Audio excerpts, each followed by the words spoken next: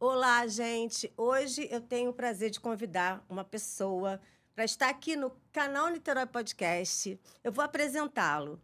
Ele é cirurgião plástico, palestrante internacional e uma referência em cirurgia facial e estética no Brasil e no exterior. Hoje, o meu convidado é o Dr. André Matos. Tudo bem, doutor? Tudo bem, e você?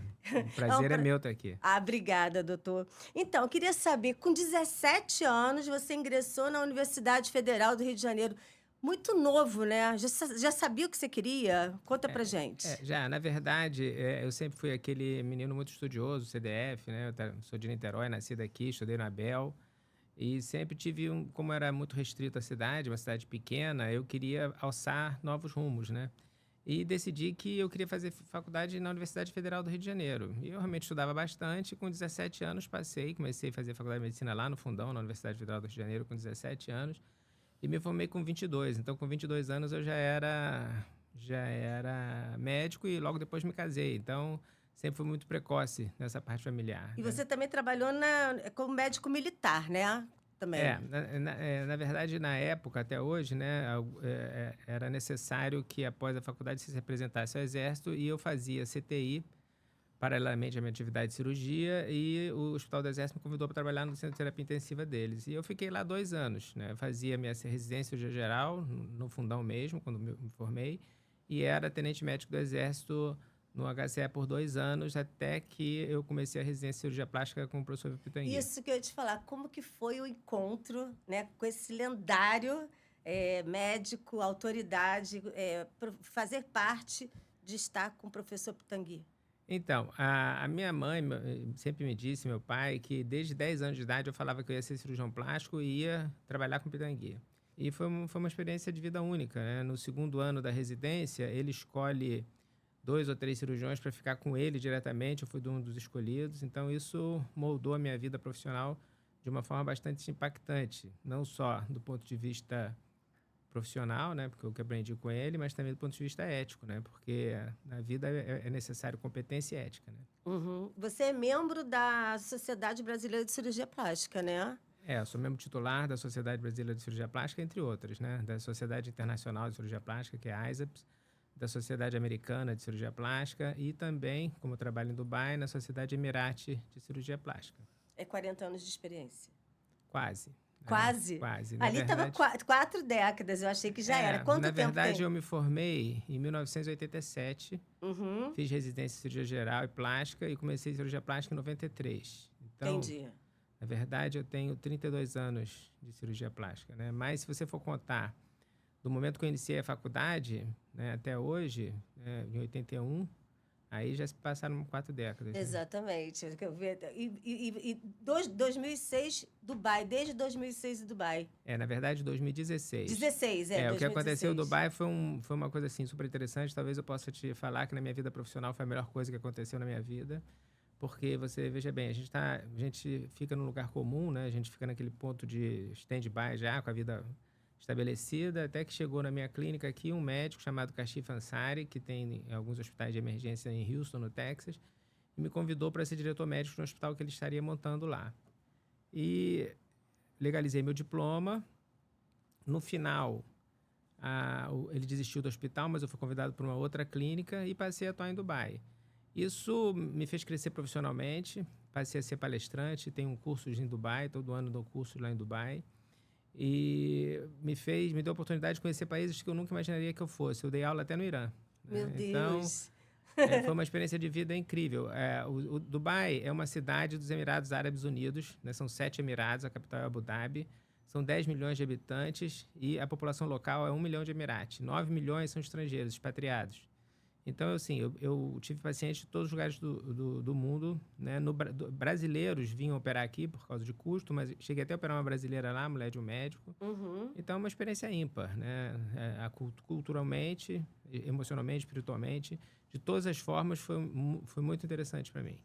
E você possui o MBA sobre gestão de saúde pela Faculdade de Getúlio Vargas, né? Exatamente. Na verdade, eu sou diretor médico de uma clínica lá em Dubai, então desde que eu comecei essa direção médica lá, eu me interessei pela parte administrativa. E aí eu fiz o MBA na FGV, em gestão de saúde, que é uma coisa também que foi muito importante, porque quando você sabe gerir a saúde, você gere melhor sua clínica, né? Então, você tem um atendimento melhor. Tudo melhora quando você tem uma visão ampla da saúde, porque a saúde não é só o paciente, né? É tudo que gira em torno dele. E a gente tem que saber todas essas etapas da experiência do paciente para trazer ao paciente uma experiência mais confortável possível e mais marcante. Eu acho isso fundamental. Aí você uniu a técnica, a liderança e estratégia na condução de novas equipes de formação. Conta para mim isso.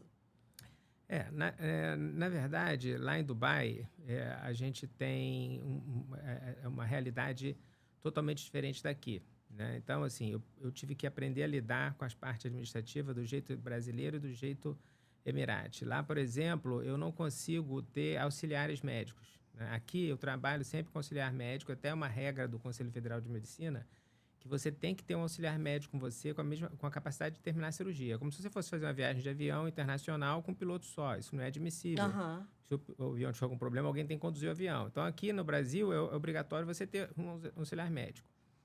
Lá em Dubai, ao contrário disso, porque a licença para médico lá é muito difícil, a gente não... E o esquema desse licenciamento também para os hospitais é diferente daqui. Aqui eu posso operar em qualquer hospital, lá eu tenho que ter uma licença para cada hospital e essas licenças são limitadas. A gente não tem auxiliar médico, eu trabalho só com enfermeiros filipinos. Então, eu sou a única cabeça pensante na cirurgia e eles entram ali no final da cirurgia como uma máquina de sutura. Basicamente isso, né?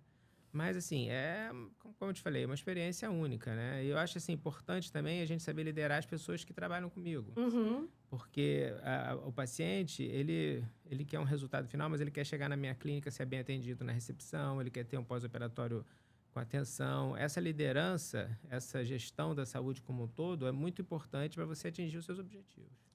E aí também tem...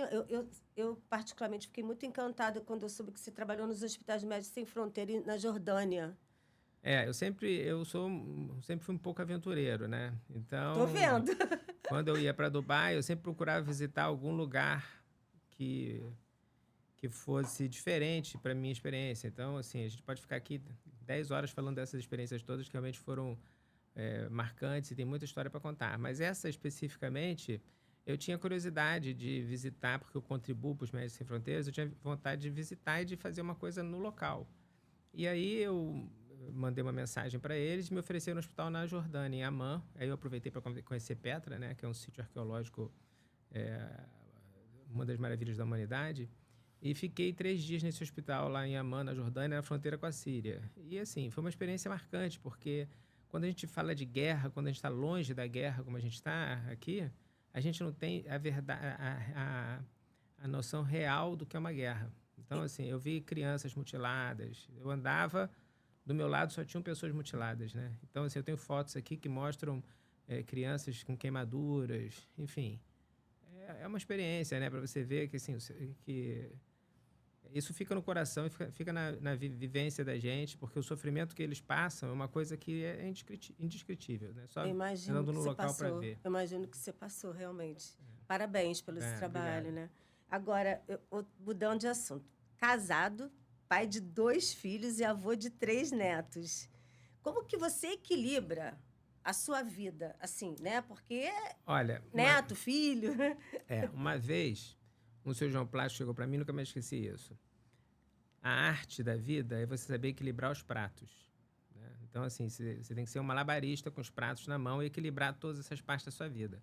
Então, eu tenho um momento para me dedicar ao meu trabalho, à minha família, ao meu lazer, enfim.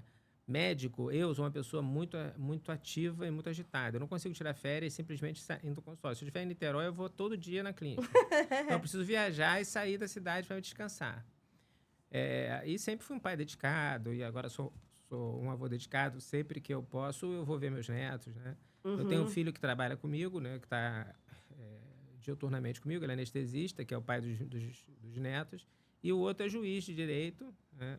Uhum. Que mora em frente a mim. Uma casa em frente, né? Ele comprou uma casa agora no mesmo condomínio. Então, a gente é uma família próxima. Isso é uma forma de você equilibrar tudo, né? Uhum. Família, trabalho... Porque o trabalho dignifica o homem, né? A gente tem que trabalhar, né?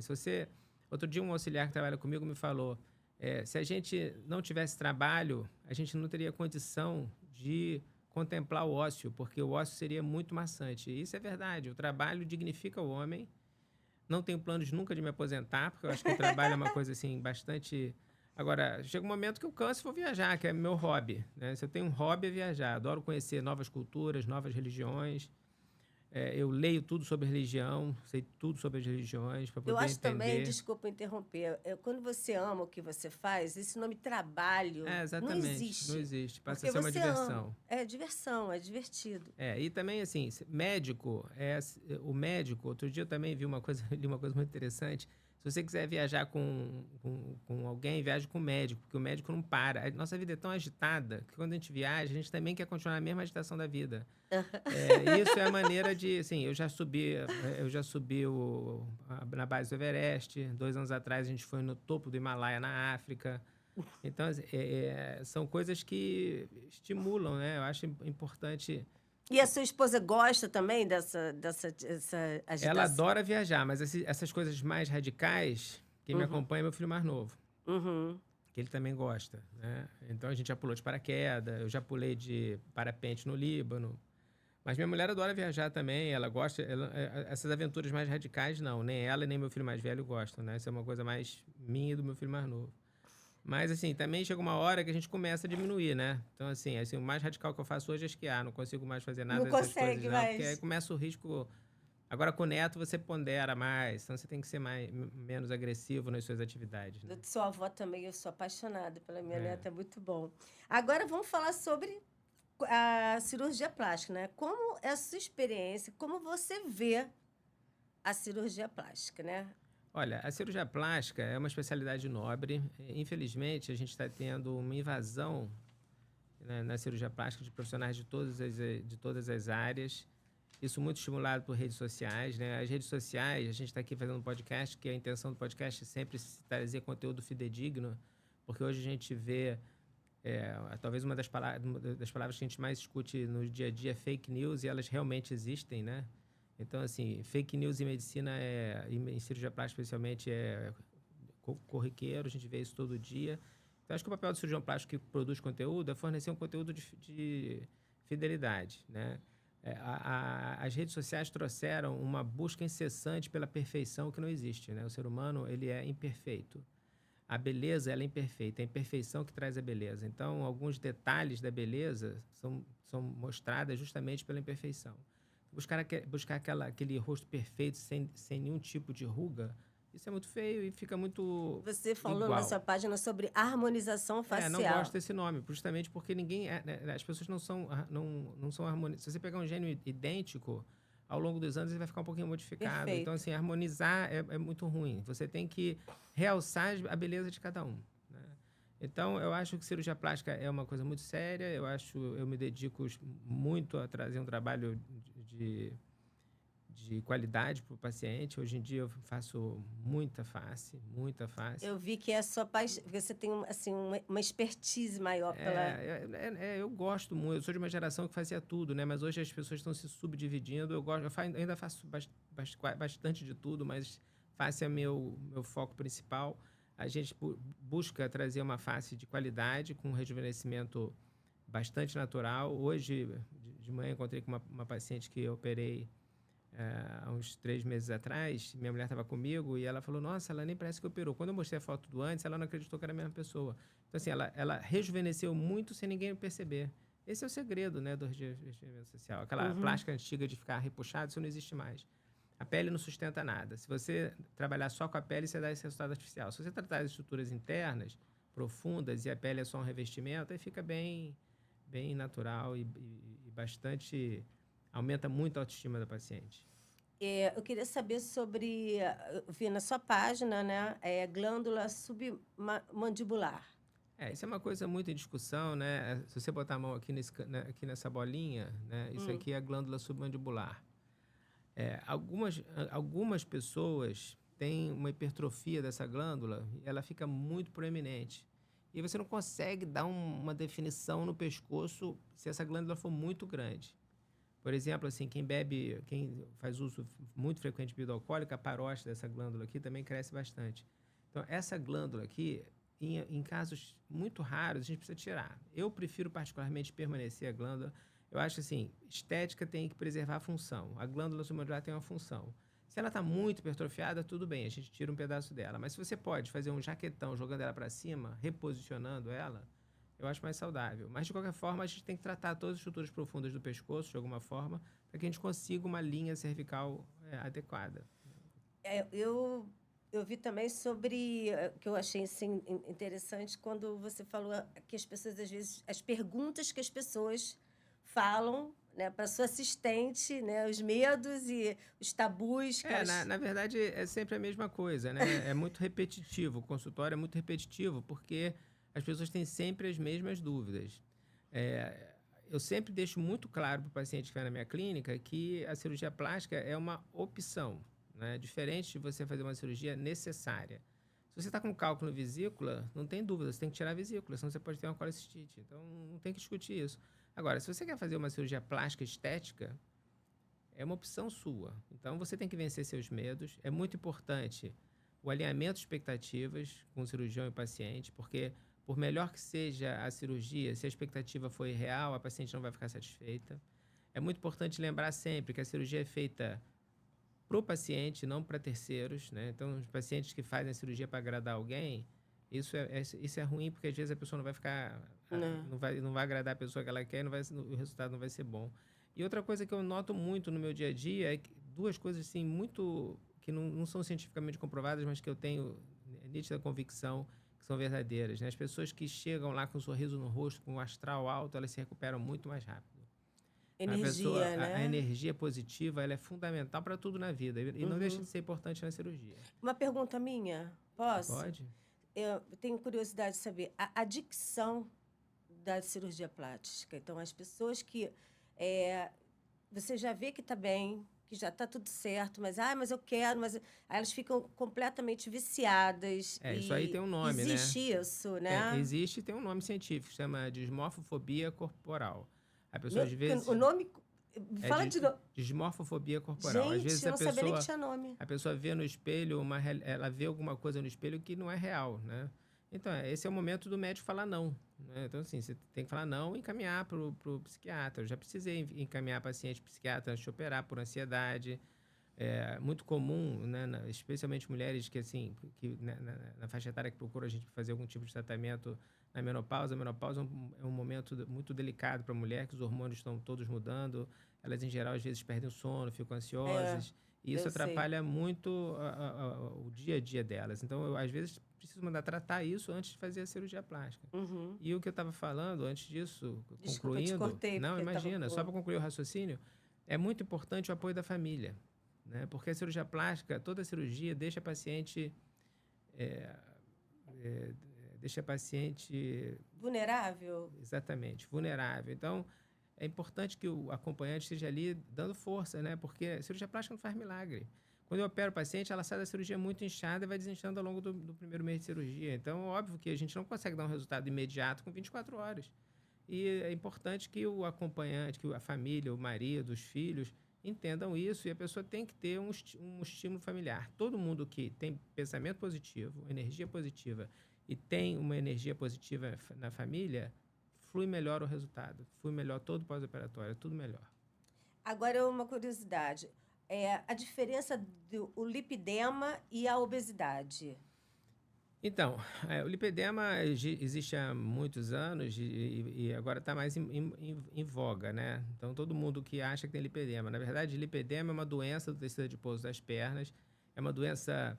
Se você for ver cientificamente, exclusivamente das mulheres, homens que têm essa doença são homens que têm alteração hormonal, muito raro, é a doença da mulher.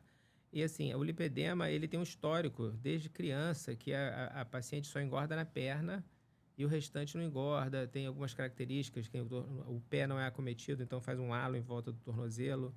Então, assim, é uma coisa muito característica. A história do lipedema é muito característica, é diferente da obesidade.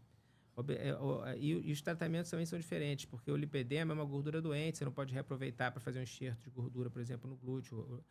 Então, você tem que saber o diagnóstico certo do lipedema. O tratamento também é diferente. A obesidade tem que perder peso. O lipedema é uma doença inflamatória da perna e dos braços, em alguns casos, e aí precisa de um tratamento clínico antes da cirurgia, né?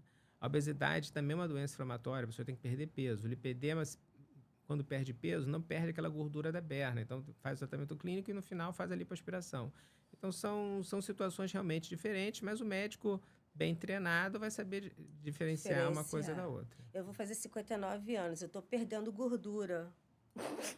É Isso é normal, normal. né? Na verdade, É, o é envelhecimento é inevitável, né? inevitável.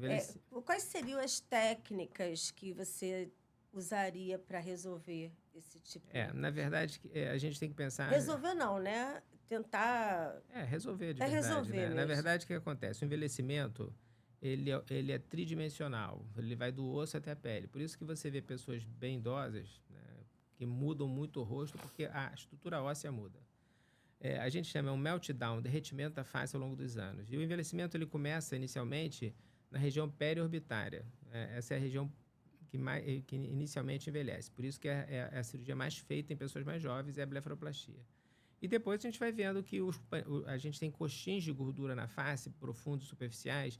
Esses coxins, eles mudam de posição ou eles atrofiam, né? E você vai perdendo esses coxins de gordura. E hoje a gente ainda tem um agravante disso, que são essas canetas emagrecedoras, como o Ozempic e o Mounjaro. Elas também fazem a perda de gordura da face ser mais acentuada. A gente já tem até algumas situações que a gente pode chamar de Ozempic face. É um rosto típico de quem usa essas canetas emagrecedoras. Então, como eu estava dizendo anteriormente sobre o facelift, o importante é você identificar o que está acontecendo no rosto da pessoa e indicar o tratamento adequado. Então, por exemplo, se você tem muita perda de gordura facial, a gente pode fazer enxerto de gordura. Gordura é ouro na cirurgia plástica. Ela tem células-tronco, a gente consegue melhorar a qualidade da pele, consegue repor esses coxins de gordura e reestruturar a musculatura que desce também. Então, a gente faz um facelift completo, tratando a musculatura da face, do pescoço e fazendo enxerto de gordura quando é necessário. Acho que muita gente também fica um pouco apreensivo com o pós-operatório, né? Como é que O funciona? pós-operatório de toda a cirurgia é ruim, né? Mas é rápido, né? Passa rápido. Você está operado, você não está no seu normal, você vai ter algum certo desconforto. A grande evolução da cirurgia plástica facial nos últimos anos foi o advento da rede hemostática, né? Que é uma maneira que você tem porque como a gente solta todas as estruturas, aquilo ali está sujeito a sangramento. Antigamente a gente usava dreno, hoje a gente não usa mais dreno, a gente coloca a rede hemostática. A rede hemostática tem a função não só de evitar o hematoma, mas também de redistribuir melhor o retalho, dar mais segurança para o paciente, incha menos e a recuperação é muito melhor. Então, o paciente sai da cirurgia com um curativo, com 48 horas ele vai na minha clínica, eu tiro a rede hemostática, a enfermeira lava a cabeça do paciente, que uma das dores que eu percebi era que o paciente ficava com o cabelo sujo no pós-operatório, né? Eu, particularmente, se eu não lavar a cabeça, eu não tomei banho, eu ficava com aquilo na cabeça. Eu montei um mini salão na clínica, então que legal! O paciente vai lá, a enfermeira lava a cabeça dela, depois que lava, tira a rede. Então, assim, é mais confortável para o paciente. E a rede deixa a gente dormir com tranquilidade. E outra coisa, assim, que eu acho fundamental, eu tenho um apoio no hospital. Então, assim, por melhor que seja o hospital, aqui em Niterói eu opero no Niterói Dor, na maioria dos casos, e no Rio, no Copastar. Mesmo sendo hospitais de alto padrão, se você for ver, não tem uma enfermeira por quarto. A enfermagem é diluída pelo número de quartos, um número que, de acordo com a administração do hospital, que eles acham conveniente, mas você não tem uma enfermeira no quarto. Então, todos os meus pacientes, sem exceção, ficam com enfermagem particular. Porque aí, qualquer coisa, ela me chama, o paciente fica mais aliviado, ela já ensina como o paciente vai se comportar no pós-operatório em casa. Então, tudo isso ajuda muito na recuperação do paciente. E também disso eu tinha falado, quando eu vi a sua página, sobre a parte do orçamento. As pessoas querem saber um orçamento, só que as pessoas não entendem que isso vai depender muito da equipe, de onde vai ser o hospital, né? O que mais a gente recebe pelo Instagram é isso. Quanto custa isso? Isso é uma resposta que a gente não tem como dar. Exatamente. Sem avaliar o paciente, porque muitos fatores têm que ser analisados, né? A gente tem que ser analisado qual a necessidade da cirurgia, a gente tem que analisar se o paciente é um paciente de mais risco, menos risco, que ele pode fazer a cirurgia, em que hospital ele vai fazer a cirurgia. Em algumas circunstâncias, a gente pode pedir parte da internação pelo plano de saúde. Por exemplo, se o paciente tem um câncer de pele ou tem um nódulo mamário, a gente pode pedir isso pelo plano de saúde e parte do hospital ele vai ser pago pelo plano de saúde, isso diminui o custo do paciente.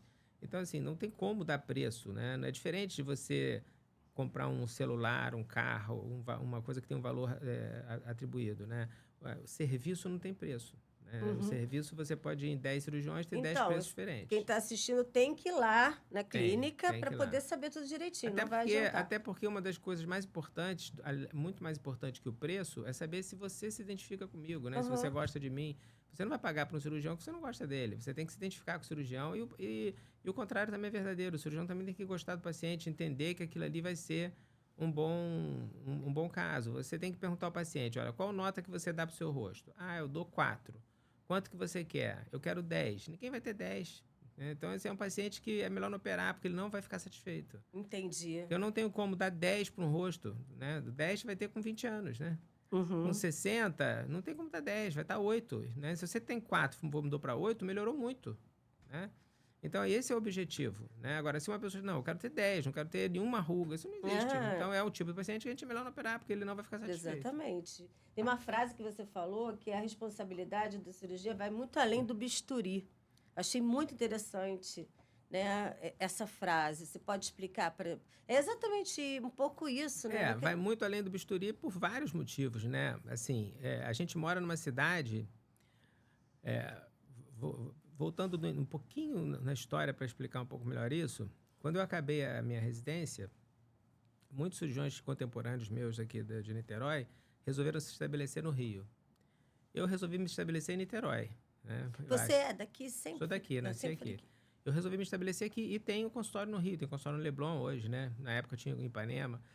Mas, assim, meu foco sempre foi Niterói. É uma cidade de 500 mil habitantes, né? Onde todo mundo te conhece. Então, é muito importante você fazer um bom trabalho aqui, porque aqui todo mundo se conhece e o trabalho de todo mundo é muito divulgado. Então, se uma pessoa é ruim, todo mundo sabe. Se ela é boa, todo mundo sabe. As pessoas vão para o Rio, uma cidade de 18 milhões de habitantes, porque lá tudo se dilui. Então, ninguém sabe de nada de ninguém. Né?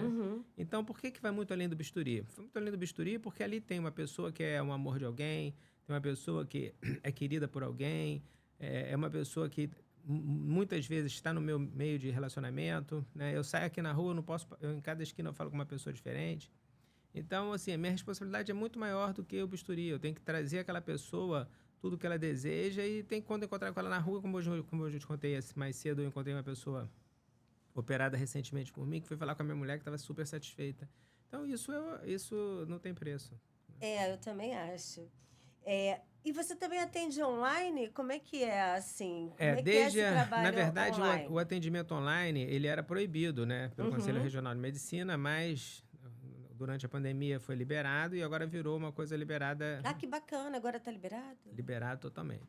Isso me ajuda muito, especialmente meus pacientes de Dubai. Né? Eu também tenho muito paciente de fora que vem aqui operar.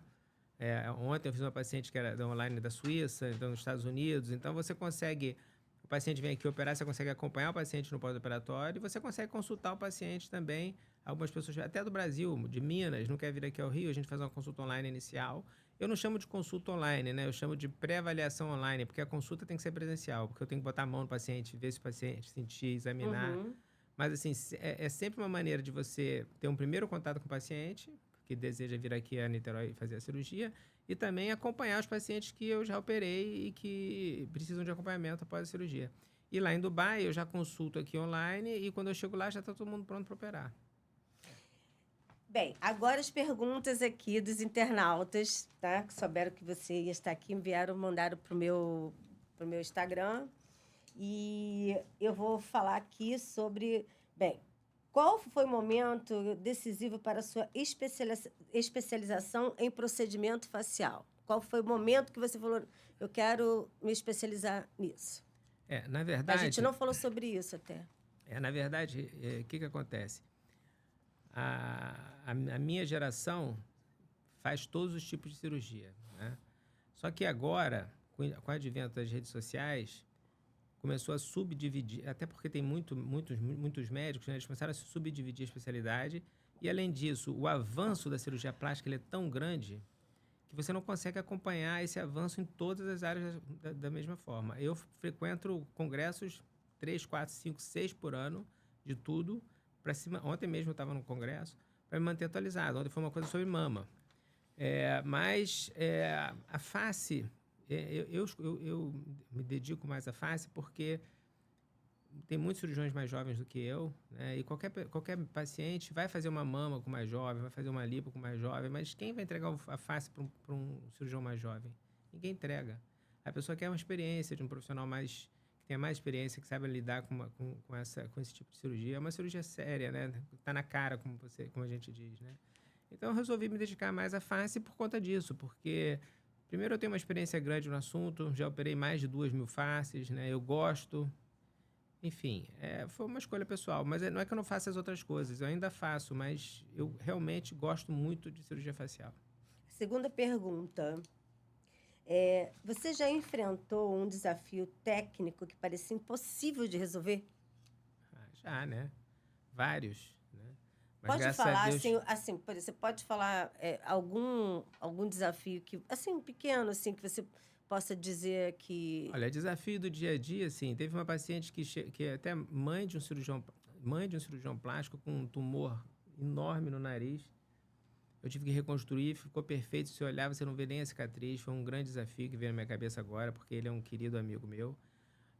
Complicações, né? Se você falar com um cirurgião, um cirurgião falar para você que não tem complicações, ele está mentindo, né? Complicações existem. Então, quando você tem uma complicação, é sempre um desafio, porque o paciente fica fragilizado, você tem que estar presente ali o tempo inteiro até aquilo resolver. Eu me lembro de uma paciente que eu fiz face, que virou uma grande amiga até, muito conhecida aqui em Niterói, e ela teve pequenas vasculites por conta de uma doença autoimune. E isso aconteceu no dia que eu soube que eu ia ser avô, foi o dia que eu estava falando, ela estava recém-operada. E foi um desafio, foram mais de 40 dias tratando, mas se você olhar o antes e depois dela, você diz que ela não teve nunca nada e ela está maravilhosa. Então, é um desafio, né? Agora, se a gente for ampliar isso aí, a resposta dessa pergunta, todo paciente é um desafio. Porque a gente nunca sabe como vai ser a cirurgia, como o paciente vai se recuperar. Então, assim, é sempre um desafio. Por isso que a gente tem que estar atento, por isso que eu vejo o paciente 2 vezes na semana, se a gente detectar qualquer alteração de qualquer desvio de cicatrização, a gente consegue resolver mais rapidamente. Viver é um desafio, operar é um desafio, manter nossa clínica é um desafio, equilibrar os pratos da vida é um desafio. A gente vive desafios constantes. O importante é você sair de casa sem medo, enfrentar os desafios, que aí você vai dar conta deles. Eu tenho certeza disso. Bem, essa aqui, você já enfrentou um desafio técnico que parecia impossível, a gente falou como atuar na cirurgia plástica em Dubai. Você também já falou. Não, mas... como atuar, acho que isso é uma questão importante, que muitos médicos me perguntam, né? Como atuar em Dubai. A primeira coisa que tem que ser feita é a legalização dos documentos. Lá tem um órgão chamado DAJ, que é Dubai Health Authority. Nesse órgão, você legaliza seus documentos. Depois dos documentos legalizados, eles vão marcar uma prova. E aí você tem 3 chances de passar nessa prova, né? Essa prova, na minha época, era uma prova oral lá em Dubai, né? Agora não, é uma prova múltipla escolha que é feita nos países, aqui no Brasil mesmo é feita a prova.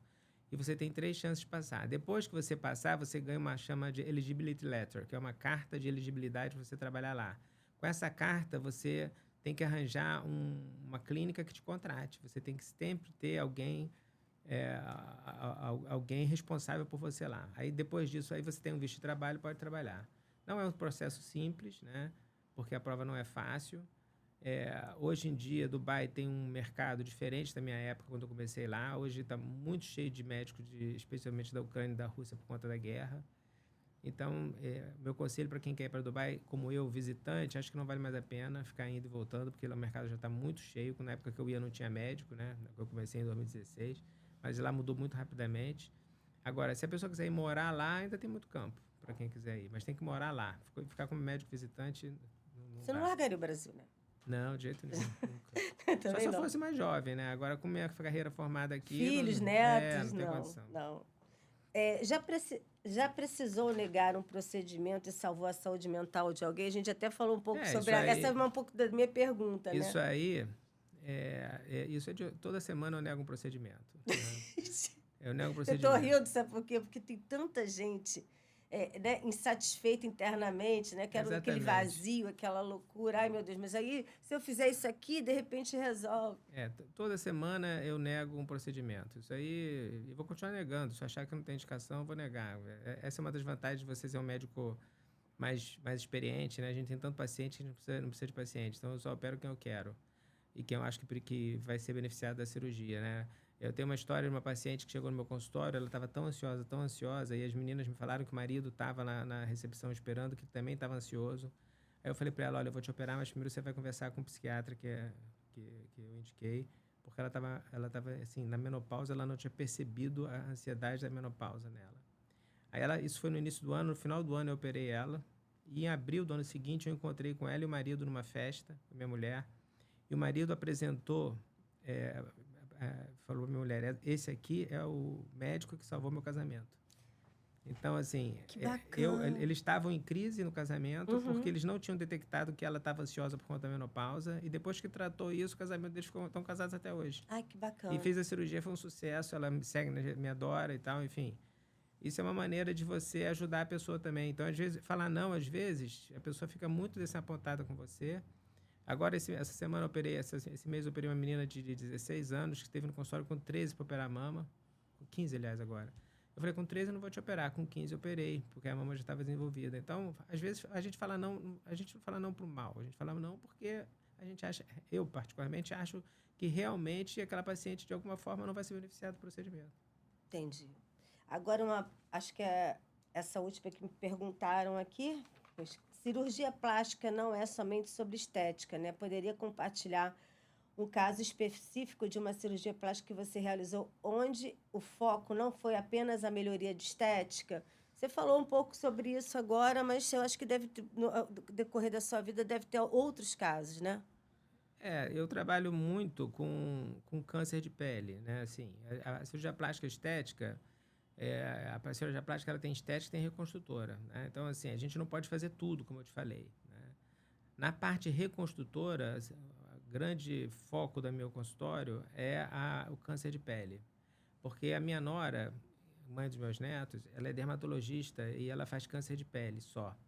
Ela tem a única máquina de Niterói que faz a dermatoscopia digital computadorizada. Então, a pessoa vai lá, a máquina mapeia todas as lesões da pessoa, ela vai examinar e vai dizer lá, essa semana, esse mês eu tirei em 2 pacientes diferentes 15 cânceres de pele detectados por ela. Ah, ela podia vir aqui uma vez para falar sobre esse câncer de pele, muito porque interessante. isso é uma coisa... Minha mãe teve. Vou falar com ela, é Júlia Loss. E assim, a detecção precoce do câncer de pele salva vidas. Então, eu trato muito câncer de pele nessas 2 pacientes, por exemplo, 14 em uma, 15 na outra. Eu já tive um melanoma in situ aqui no braço, detectado pelo exame dermatoscópico digital. Melanoma in situ é curável. Agora, se você pega um melanoma mais invasivo, ele às vezes é uma doença mais grave. Então, você prevenir em medicina é fundamental. Então, a parte reconstrutora que eu mais faço é câncer de pele. E assim, cada semana tem vários pacientes com câncer de pele. A gente está vendo que isso aumenta porque as pessoas... Primeiro que a gente está tendo mais exposição ao sol, né? A camada de ozônio mudando, né? Mais incidência de raios solares, faz mais mal à pele. E as gerações mais antigas não usavam filtro solar, né? Então, assim, câncer de pele é uma coisa... E eu observo cada vez mais pacientes mais jovens. Então, essa é a parte mais interessante da reconstrução que eu faço na clínica, é câncer de pele. Então, a gente está terminando agora. Ah, que pena, foi tão bom, né? Passou rápido. Eu falei, né? Então, eu queria, já que a câmera é sua aqui, você falasse, né, sobre a importância das pessoas escolherem médicos responsáveis, né? Porque todo dia morre uma pessoa, todo dia você vê que as pessoas não acordam, né? Tudo porque quer essa ânsia que a gente vê. Na verdade, assim, eu sou membro da diretoria da Associação de Ex-Alunos do Professor Pitangui. Muita gente já está esquecendo até quem é o professor Pitangui, né? Mas ele foi o pioneiro da cirurgia plástica no Brasil. E a gente preza na nossa formação por ética e por segurança. Essa busca incessante da beleza a qualquer preço só traz prejuízo, né? Eu tenho recentemente operado pacientes de face que não sabiam, mas injetaram no rosto delas silicone, PMMA, polimetilmetaquilato. Tem uma do Rio que era só nódulos de silicone líquido. Então, eu acho que você tem que procurar um médico especialista, um cirurgião plástico da sociedade brasileira. Existe uma coisa chamada RQE, que dá a certificação que o médico ele é cirurgião plástico. Você pode ver no site do CRM. Operar no hospital com segurança. Isso tudo é muito importante. Afinal de contas, a vida está muito acima da beleza, né? Então, é muito importante você se resguardar com segurança, não confiar só no Instagram, conversar com pacientes que tenham sido operados pelo médico, ver o hospital, perguntar em que hospital que ele opera. Quando você for fazer algum procedimento invasivo no rosto, preenchedor de colágeno, estimulador de colágeno, preenchedores, botox, olhar a toxina, porque até botox estão falsificando, perguntar que produto você está usando, qual é o ácido hialurônico, porque tem qualidade de tudo diferente. Então, não coloque sua vida em risco para tentar atingir uma coisa por causa de preço, né? É importante procurar um médico qualificado, que seja especialista, conversar com os pacientes que tenham sido operados por ele. Sua vida está acima de qualquer coisa, né? E eu quero sua rede social. Porque quem não está ali vai conhecer agora, né? Todo o trabalho que você Meu Instagram é meu nome, Dr. André Matos, com 2 T's. Dr. André Mattos. Pode me seguir lá e a gente costuma responder sempre que pode todas as perguntas. Eu fui um dos pioneiros no Instagram aqui, porque lá em Dubai já existia Instagram antes de ter aqui, então comecei no Instagram mais cedo, né? Gosto de falar, gosto de explicar e, mais importante de tudo, eu gosto de trazer conteúdos fidedignos, né? Nunca no meu Instagram, com nenhuma rede social minha, você vai ver marketing puro, né? Tudo, a vida é um marketing, né? Eu não estaria aqui, mas é um marketing honesto, isso que é importante. Eu adorei. Eu aprendi muito com você hoje aqui. Muito obrigada, doutor André Matos. E, assim, foi um conteúdo de excelência, né? E obrigada pelo convite aqui com o canal Niterói Podcast. Eu que agradeço a presença, foi muito bom. E até o próximo, né? Até o próximo. Que a gente... O meu é Cláudia Barcelo Channel, tá? Só ir lá no Instagram também, me seguir. Muito obrigada. E obrigada, doutor. Obrigado a vocês que estão assistindo a gente também.